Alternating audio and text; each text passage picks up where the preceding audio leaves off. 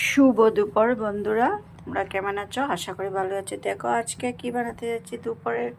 আজকে বানাতে যাচ্ছি দই পটল বানাবো। আর এদিকে করলা ভাজাও কেটে রেখেছি, এটা কালো জিরা ফোড়ন দিয়ে একটু ভাজা করব।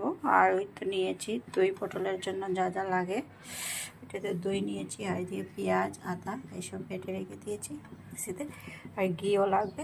তাহলে দেখো আমি এখন বানাতে যাচ্ছি।